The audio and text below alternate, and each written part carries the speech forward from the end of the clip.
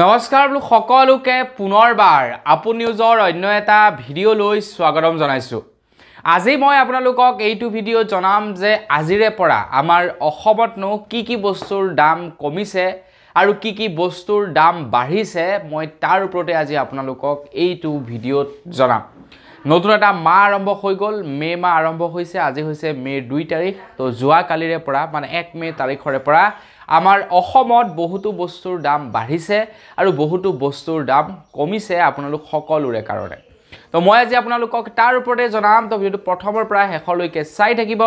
মই শ্ৰীপাজিত গগৈ, আপোনালোকে চাই আছে আপু নিউজ। আহক আৰম্ভ কৰোঁ আজিৰ ভিডিঅ'। আগবাঢ়িছোঁ ভিডিঅ'টোৰ ফালে আগবঢ়াৰ আগতে লাইক এটা কৰিবলৈ নাপাহৰিব। চেনেল যদি এতিয়ালৈকে ছাবস্ক্ৰাইব কৰা নাই তেন্তে চেনেলটো ছাবস্ক্ৰাইব কৰি ল'ব, এনেকুৱা ধৰণৰ খবৰবিলাক যাতে আপোনালোকে নিতৌ এইটো চেনেলতে পাই থাকে। আগবাঢ়িছোঁ প্ৰথমটো দাম বঢ়া বস্তুৰ ফালে। প্ৰথমটো দাম বঢ়া বস্তুৱে সকলোৰে মনত আঘাত সানিব পাৰে। আমি নিতৌ মানে দৈনিক জীৱনত মাংসৰ ভিতৰত আটাইতকৈ বেছি কি মাংস বাৰু ব্যৱহাৰ কৰোঁ? আপোনালোকে বাৰু কি মাংস ব্যৱহাৰ কৰে সেইটো কমেণ্ট কৰি জনাব।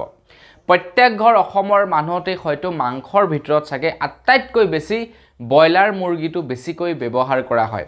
হিন্দুৱেই হওক বা মুছলমানেই হওক, খ্ৰীষ্টিয়ানেই হওক বা অন্যান্য ধৰ্মাৱলী মানুহেই নহওক কিয়, প্ৰত্যেকৰ ঘৰতেই আটাইতকৈ বেছি ব্যৱহাৰ হোৱা মাংসবিধেই হৈ গ'ল ব্ৰইলাৰ মুৰ্গী মাংস।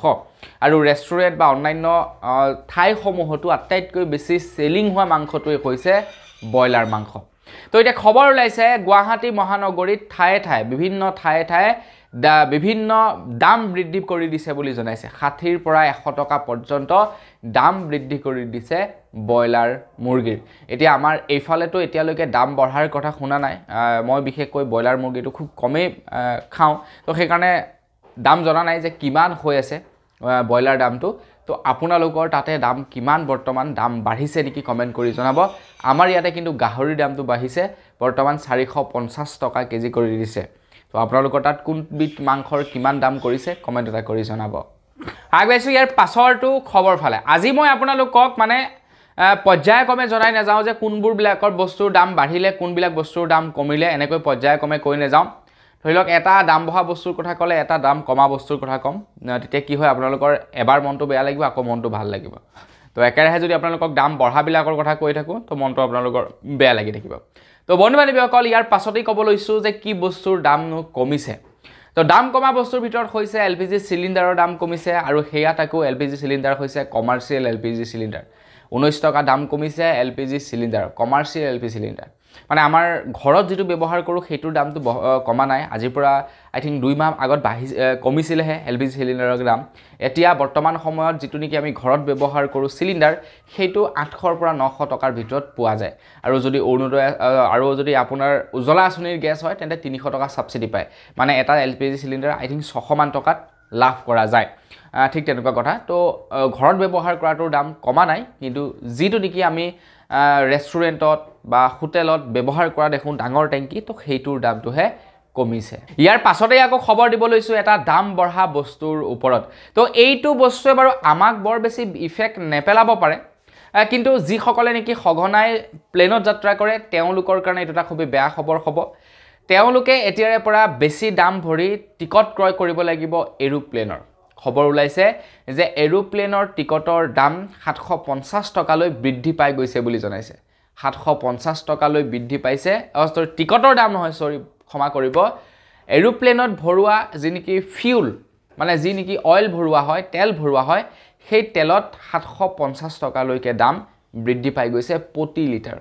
প্ৰতি লিটাৰতে 750 টকা দাম বৃদ্ধি পাইছে। আগবাঢ়িছোঁ ইয়াৰ পাছৰটো খবৰ ফালে। ইয়াৰ পাছৰ খবৰটো দিব বিচাৰিছোঁ আপোনালোকক এটা দাম কমা বস্তুৰ ফালে।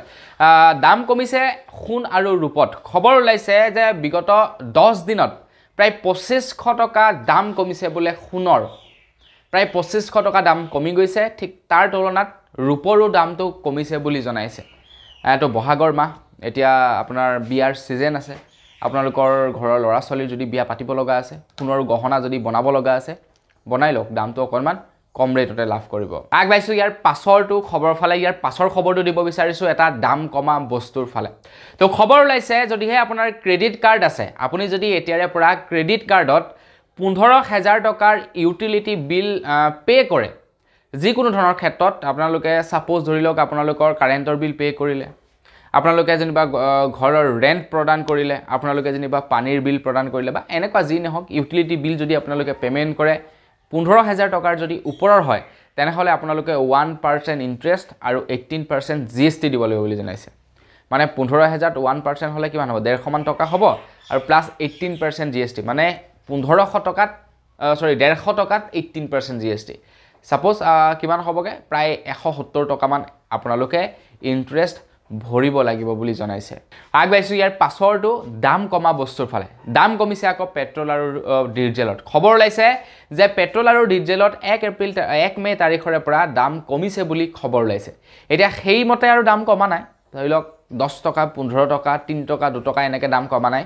ঠাই ভেদে কেই পইচামান দাম কমিছে বুলি জনাইছে। এতিয়া সব জেগাতে একে সমানকৈ কমা নাই, কিছুমান জেগাত অলপমান বেছিকৈ কমিছে, কিছুমান জেগাত অকণমান কমকৈ কমিছে। তো এনেকৈ দাম কমিছে, আপোনালোকৰ তাত কিমান দাম কমিছে, কিমান আছে বৰ্তমান সময়ত দাম, তো এই সন্দৰ্ভত যদি আপোনালোকে জানিব বিচাৰে আপোনালোকে নিজৰ পেট্ৰল ডিপোলৈ যাব লাগিব, কিমান দাম কমিছে সেইটো নিজে চাব লাগিব।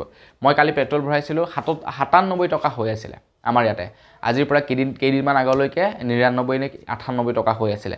মানে অলপমান আৰু ইমানো বেছি কমা নাই, অলপমান কমিছে আৰু সেইটোৱে বৰ বেছি ইফেক্ট নেপেলায় নহয় জানো। আপোনাৰ কি হৈ যায় এনেকুৱা যদি 3 টকা কমাই দিয়ে তেনেহ'লে 10 টকা এসময়ত আকৌ বঢ়াই দিয়ে, তো সেইটোৱে মনত দুখ লগাই দিয়ে।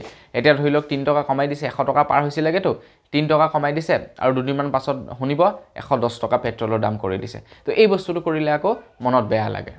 আগবাইছোঁ একেবাৰে শেষৰটো দাম বঢ়া বস্তুৰ ফালে। একেবাৰে শেষৰটো দাম বাঢ়িছে। এতিয়া আপোনালোকে ICICI বেংকত যদি একাউণ্ট খোলে তো আপোনালোকৰ অকণমান চাৰ্জটো বেছিকৈ লাগিব বুলি জনাইছে।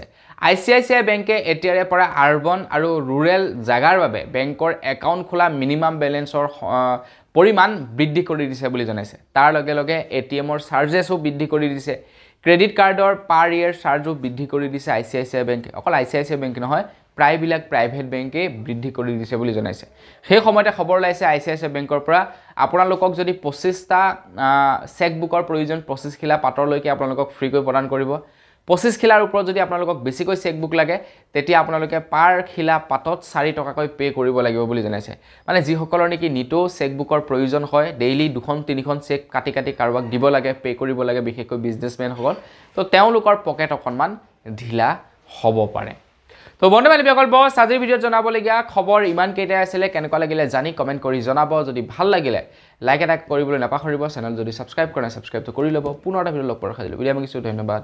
জয় অসম।